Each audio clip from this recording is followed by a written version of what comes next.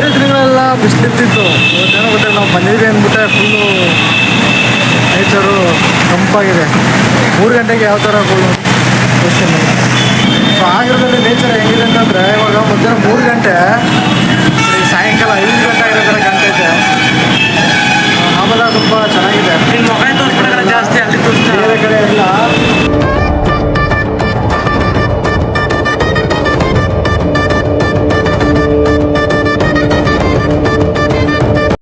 UP ಗಾಡೀಲಿ ನಮ್ಮ power star Puneeth Rajkumar photo ಇದೆ.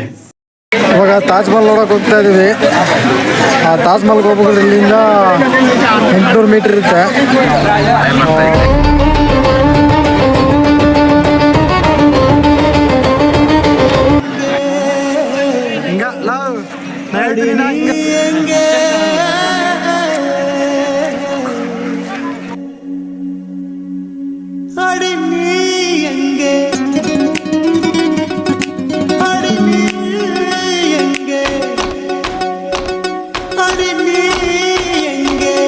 சொட்ட சொட்ட நனையுது தாஜ்மஹால் கொடையொன்னு தாகிலியே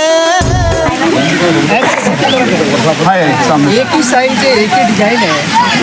उसके ऊपर जो 3 कमरा है ऊपर में, यहाँ पे बच्चा का ड्रम तबला, हाँ तबला, अदर बच्चा का सनाई बाजा, हाँ.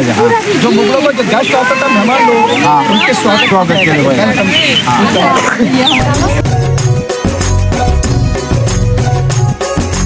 விட்டு விட்டு துடிக்குது என்ன வெக்கமிட்டு ಯಾರು ಗೊತ್ತಾ ಇದೆ, ಶಹಜಾನ್ ತನ್ನ ಪ್ರೀತಿಗೋಸ್ಕರ ಒಂದು ಗೋರಿಯ ರೂಪದಲ್ಲಿ ತಾಜ್ ಮಹಲ್ನ ಕಟ್ಟಿರೋದು ಎಲ್ಲರೂ ಗೊತ್ತೇ ಇದೆ. ಜಸ್ಟ್ ಜಲಕ್ ಅಂದ್ರೆ ನೋಡ್ಕೊಂಡು ಬಂದ್ರಿ. ನಮಸ್ಕಾರ ಸ್ನೇಹಿತರೆ, ಎಲ್ಲಿದ್ದೀನಿ ಅಂತ ಗೊತ್ತಿರ್ಬೋದು ಅಂತ ತಿಳ್ಕೊತೀನಿ. ನಾನು ಬಂದಿರೋದು ಜಗತ್ತಿನ 7ನೇ ಅತಿ ಅದ್ಭುತವಾದಂಥ ಕಟ್ಟಡ. ಅದೆಲ್ಲಿದೆ ಅಂತ ಎಲ್ಲರಿಗೂ ಗೊತ್ತು, ಆಗ್ರದಲ್ಲಿರೋದು. ತಮ್ಮದಿರೆಲ್ಲ ಅಡಚಣೆ ಮಾಡಿದ್ರು, ಆದರೂ ಅವನು ಬಿಡಲಿಲ್ಲ. ಈಗ ಇಷ್ಟು ದೊಡ್ಡದನ್ನು ಕಟ್ಟಿ ಅವನು ಸಾಧಿಸಿ ಮಾರ್ಬಲ್ ಎಲ್ಲಿಂದ ತಂದು ಗೊತ್ತವನು? ರಾಜಸ್ಥಾನಿಂದ 38 ಟನ್ ಆಗಿನ ಕಾಲದಲ್ಲಿ 38 ಟನ್ ಮಾರ್ಬಲ್ ಕಲ್ಲನ್ನು ತಂದು ಅವನು ಮಹಾರಾಷ್ಟ್ರದಿಂದ ಮಾರ್ಬಲ್ ಕಲ್ಲನ್ನು ತರಿಸಿ ಅವನು ಇಷ್ಟು ದೊಡ್ಡ ಕಟ್ಟಡವನ್ನು ಕಟ್ತಾನೆ. ಇದು ದೊಡ್ಡ ಅತ್ಯದ್ಭುತವಾದ ತಾಜ್ ಮಹಲನ್ನು ಕಟ್ಟಂಥ ಶಹಜಾನು ಅವ್ನ ಮೇಸ್ತ್ರಿಗೋಸ್ಕರ ಕೊಟ್ಟಂಥ ಹುಡುಗರು ಏನು ಗೊತ್ತಾ? ಅವ್ನ 2 ಕೈಗಳನ್ನು ಕರೆದಾಗ ಏನಕ್ಕೆ ಅಂತಂದರೆ, ಇಷ್ಟು ಅದ್ಭುತವಾಗಿ ಕಟ್ಟಿದನಲ್ಲ, ಇದಕ್ಕೋಸ್ಕರ ಯಾರಿಗೂ ಕಟ್ಕೊಡ್ಬಾರ್ದು ಇವನು ಅನ್ನೋ ಕಾರಣಕ್ಕೋಸ್ಕರ ಅವನು ಕಟ್ ಮಾಡ್ತಾನೆ. ಇದು ಯಾವ ನದಿ ದಡದಲ್ಲಿದೆ ಅಂತ ಯಾರಿಗೂ ಗೊತ್ತಾ? ಬನ್ನಿ ತೋರಿಸ್ತೀನಿ ಯಾವ ನದಿ ಇದೆ. ಯಾವ ನದಿ ಅಂತ ಗೊತ್ತಿರ್ಬೋದು ಅಂತ. ತಾಜ್ ಮಹಲ್ ಇರೋವಂಥದ್ದು ಯಮುನಾ ನದಿ ದಡದಲ್ಲಿ ಇರೋದು. ಆ ಕಡೆ ಲಾಲ್ ಕಿಲೆ ಅಂದರೆ ರೆಡ್ ಫೋರ್ಟ್, ಆಗ್ರದ ರೆಡ್ ಫೋರ್ಟ್, ಕೆಂಪು ಕೋಟೆ ಆ ಕಡೆ ಇದೆ. ಅಲ್ಲಿಂದ ನೋಡಿದ್ರೆ ಹೆಂಗೆ ಕಾಣುತ್ತೆ ಗೊತ್ತಾ? ಹಿಂದೆ ಹೋದರೆ ಸ್ವಲ್ಪ ದೊಡ್ಡದಾಗಿ ಕಾಣುತ್ತೆ, ಹತ್ರ ಬಂದರೆ ಫುಲ್ ಚಿಕ್ಕದಾಗಿ ಕಾಣುತ್ತೆ. ಏನಕ್ಕೆ ಅಂತಂದರೆ ಅದು ಇಲ್ಲಿ ನದಿ ಇದೆಯಲ್ಲ, ನದಿ ಮತ್ತು ಗಾರ್ಡನ್ ಏರಿಯಾ ಇದೆ. ಗಾರ್ಡನ್ ಏರಿಯಿಂದ ದೃಷ್ಟಿಭ್ರಮೆ ಅಂತಾರೆ. ದೃಷ್ಟಿಭ್ರಮೆ ಅನ್ನೋದನ್ನು ಮಾಡಿದ್ದಾರೆ. ಯಾವ ನೇಕಲ್ ಕಟ್ಟಿದ್ದಾರೆ ಯೋಚನೆ ಮಾಡಿದ್ದಾರೆ. ನಾನು ನನ್ನ ತಮ್ಮ ಇಬ್ಬರು ಯಮುನಾ ನದಿ ಹತ್ರ ಲಾಗ್ ಮಾಡ್ತಾಯಿದ್ದೋ. ನಮ್ಮ ವಾಯ್ಸ್ ಕೇಳ್ಕೊಂಡು ನಮ್ಮ ಕನ್ನಡದವ್ರು ಚಿಕ್ಕಿ ನಮ್ಮನ್ನು ಮಾತಾಡಿಸಿ, ಬೆಂಗಳೂರವ್ರಂತೆ ಮಾತಾಡಿಸಿ ಶೇಕ್ ಹ್ಯಾಂಡ್ ಮಾಡಿಸಿ ತುಂಬ ಖುಷಿಯಿಂದ ಮಾತಾಡ್ಸಿದ್ರು. ಕನ್ನಡ ನಮಗೇನು ಅಂದರೆ ನಮ್ಮ ಕನ್ನಡದವ್ರ ಗುಣ ನೋಡಿ ಹೆಂಗಿದೆ ಅಂತಂದರೆ, ಯಾರ್ಯಾರೇ ಆಗಿರಲಿ, ಎಲ್ಲೇ ಸಿಗಲಿ, ಮಾತಾಡ್ತಾರೆ. ನಮ್ಮ ಭಾಷೆ ಕೇಳಿದ ತಕ್ಷಣ ತುಂಬ ಖುಷಿಯಿಂದ, ತುಂಬ ಪರಿಚಯದ ರೀತಿ ಮಾತಾಡಿಸ್ತಾರೆ. ಅದೇ ಒಂದು ಖುಷಿ ನಮಗೆ. ಆಗ್ರದಲ್ಲಿ ಇನ್ನೊಂದು ಏನಪ್ಪ ಅಂತಂದರೆ ಫುಲ್ಲು ಟೈಟು ಸೆಕ್ಯೂರಿಟಿ. ಎಲೆಕ್ಟ್ರಿಕ್ ವಸ್ತು ಬಿಟ್ಟು ಇನ್ನೇನು ಕೂಡ ಒಳಗಡೆ ತರಂಗಿಲ್ಲ.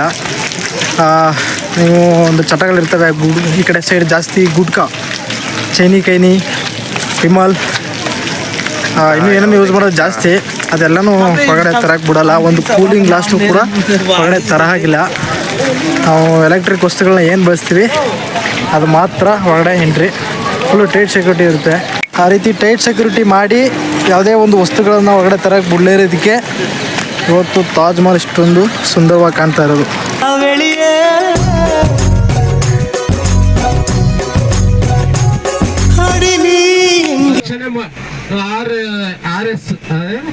ತಾಜ್ ಮಹಲ್ ಮುಗಿಸ್ಕೊಂಡು ನಾವು ಹೋಗ್ತಿರೋದು ಈಗ ಮಥುರಾ.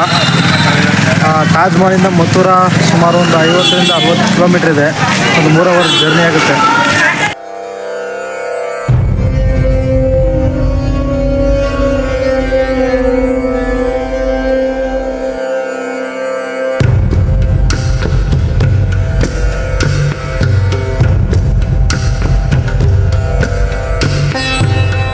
ಶ್ರೀಕೃಷ್ಣ ಜನಿಸಿದಂಥ ಜಾಗ ಮಥುರಾ.